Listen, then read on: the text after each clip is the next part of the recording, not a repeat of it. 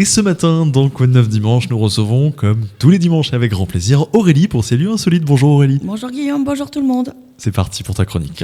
Aujourd'hui, je vous emmène à la découverte des beffrois picards. Mais qu'est-ce qu'un beffroi ?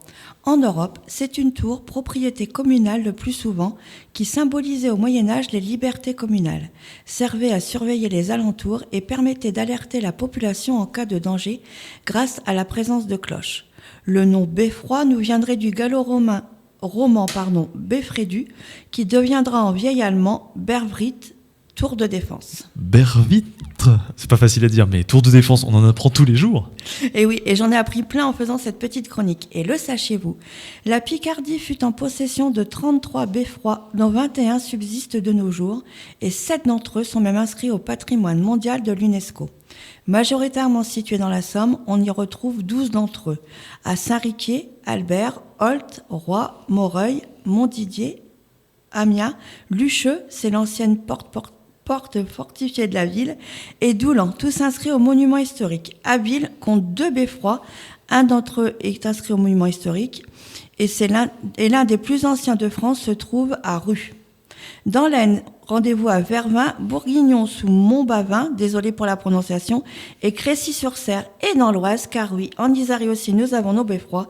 Rendez-vous à Rainvillers, Beauvais, l'église Saint-Étienne, et le plus connu, celui de Compiègne, où se trouve l'hôtel de ville. Autant dans la Somme, on savait qu'il y en avait plein, mais alors dans l'Oise et dans l'Aisne, c'est une sacrée surprise. Comme quoi, je vous dis, on en apprend tous les jours. Et donc, comme je suis un petit peu chauvine et que je vais donc vous parler de celui de Compiègne, qui est célèbre avec ses 3 Picantins représentant l'anglois, flamand et l'allemand, les 3 plus grands envahisseurs de la cité, pas encore impériale à cette époque. Les 3 statues les représentant depuis 1530 sont condamnées à être piquées toutes les quarts d'heure, demi-heure et heure, d'où le nom des Picantins. Qu'en est-il des 12 disparus ? Situés dans l'Aisne à Bohain-en-Vermandois, détruits en 1918 lors de la Première Guerre mondiale, Chauny, Guise, Laon, Saint-Quentin, également détruit pendant la Première Guerre mondiale. Et Villers-Cotterêts, c'était le plus récent puisqu'il avait été érigé en 1829 et fut détruit en 1919. Dans l'Oise, il y en avait un Crépion-Valois, Senlis et Noyon, dont il ne subsiste aucune illustration. Et pour la Somme, Ham, détruit en 1917, Corbie, détruit en 1310.